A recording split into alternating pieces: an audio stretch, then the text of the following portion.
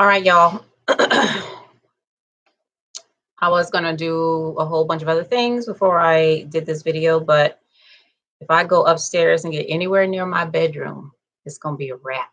So I need to do this right now. So me and a colleague are working on a very exciting cyber program for 6th through 12th graders. So as part of the design, of course, we are creating the monitoring and evaluation plan, which is the plan that tells us, okay, what kinds of things are going to be successful or we're going to look for as a success. Who are our stakeholders in this thing? You know, what are they expecting to get out of this program? Okay, and the stakeholders are not just the learners. They're the nonprofit organization that we're working with. Stakeholders are also the parents, you know, of the students who will be attending. Stakeholders are the schools that are supplying the students and the teachers that, you know, that teach the students and so on and so forth, as we found out in our stakeholder analysis. So we're at the point right now where we already have something that we created for something else, but you don't want to just take what you did for one group and do it with a different group. Okay, you really want to discover more about who this group is, what they value, you know, and what they want to get out of it, what their needs are, what their desires and their wants are, and things like that. So as part of that, we're talking to parents and students. So far, what I'm seeing is that when you go into a learning situation with a mindset other than I am the expert, I know more than they know, and I'm going to tell them all of the wonderful things I know, so they can just absorb it like a sponge and become like a mini me. Now you know what I know. Go forth and do great things, just like I've done. We're not going to use that narrative, okay? We're going into this situation the way it really is, okay?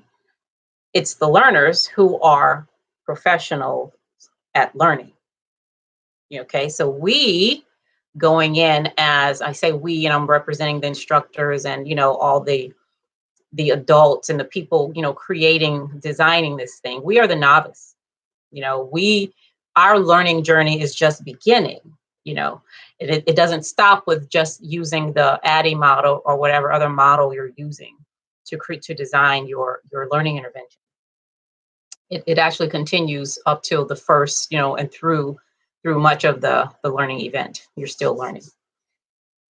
So with that in mind, looking at it from that perspective, okay, what I am able to see is that instead of having the content, the curriculum be, you know, the central part, everything revolves around the curriculum. Like the curriculum is the center of the universe. You know, the learners revolve around, the instructors revolve around it. You know, all the stakeholders are. We're not going to do that. What we're going to do is have the needs of not just the students, but the parents that we've been talking to have expressed a need for their children to be one parent said her son is very, very good already at a very young age at computers and taking things apart and putting them back together and figuring that out, right? So she's very interested in him being more humble, you know, and leaving room to learn more things. So the parents' feedback is really lending itself more towards not just being technically savvy in cyber security, but being, but developing personally. And all of the research that I've done with cyber, one of the things that is in the forefront of everything is soft skills. And you wouldn't think about that when you think about computer geeks, you know, and hackers and people who do all those kinds of things, you know, with computers and stuff. But yeah, I mean, that's the thing that's going to set you apart, you know, is what I'm finding. So what we're doing is all of the technical content is going to be presented through the lens of a particular soft skill. So one of them that we have 3 blocks of learning, okay? 3 12-hour blocks of learning. The first block of learning is problem solving, okay? So problem solving is going to happen through the technical skills of, like, what's one of the things that they have to learn? Linux. Okay, the Linux machine is, and Linux Plus and all, all that. They have that technical stuff. Like, that's not my cup of tea, or that's not my bailiwick.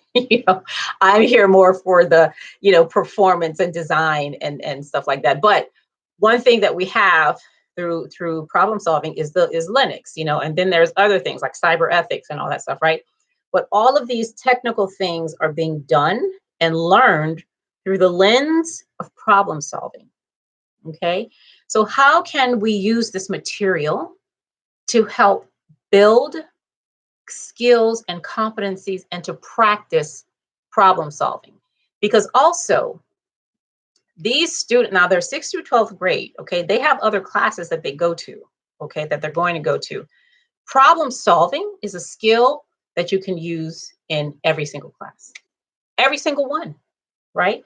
So not only are they going to be getting tangible outputs in the form of certificates and certifications and badges and points and all of those things that you get as you're building your cyber security skills and working with teams to share those skills and to get better.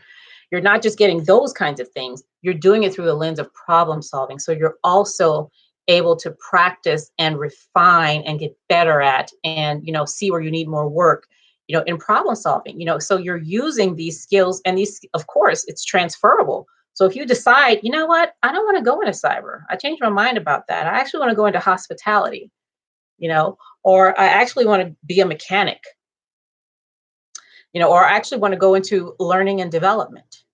All of these things require problem solving, right?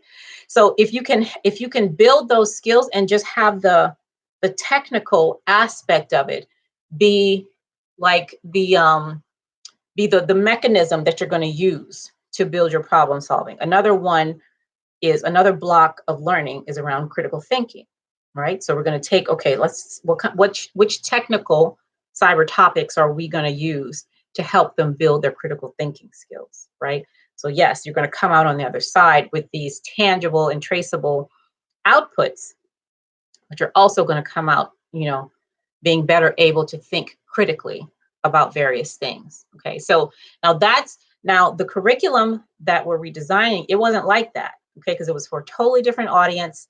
It was for a different purpose, all of that stuff, right? But when you do the research and you actually, these are some of my notes from the parents, it's on more than one page. These are some of my notes, right? So when you actually have these conversations with people and not just assume, oh, this is what they want, or I'm a parent. I am, I'm a parent. I have 2 boys living with me and 2 older kids, but I still need to talk to other parents. I can't just go on, well, my kids would do this, okay? Even if they are in the class, which they're not. But it's really important to get the point of view of the various stakeholders. So we're still doing that work. But I just wanted to talk about how when you think differently about your learning content and think differently about who you are in relationship to that learning content. Okay, take yourself off the throne for just a second. Okay. And I'm not saying put somebody else on the throne. I'm just saying get off the throne, okay? And look at what's going on. I mentioned in one of my other videos about reality pedagogy. What's happening in reality, okay? Because this stuff that's being learned has to be implemented in the world. Okay, so what's going on in the world?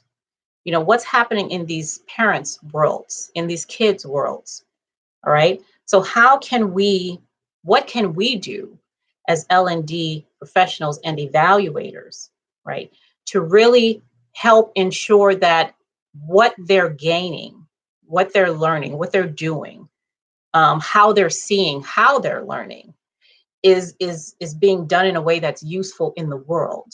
Okay, not just in this controlled environment of a classroom so that they can pass the test, give us good satisfaction scores, and we can go to the next person and say, look how wonderful my training is. Can you come here and pay me for it? All right. Like when you look at learning in a different way than that, and this goes back to the definition I have of learning, a sharing of perspective and experience. Learning isn't happening at all if it's not going two ways. If you're not learning anything as the instructor, if you're not learning anything as the facilitator, the teacher, the whatever, the mentor, there's no learning going on at all, because it's two ways.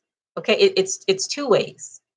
It can't just be the learner. You're the learner too, right? So looking at it from that perspective, that really helps you to see what you're doing differently and how you're doing it, right? It helps you to see how you're doing it and why you're doing it. And I'm telling you, in so many ways, that really helps impact how you design these things. Because let me tell you this is the last thing I'm going to say for this video. Learning doesn't need you. Learning does not need me. Neither does evaluation. Learning and evaluation is already happening, right?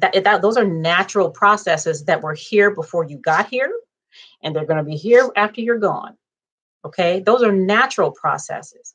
So what we do as L&D and evaluation professionals, we're the ones who add the constraints onto the learning that's already happening. That's what design is.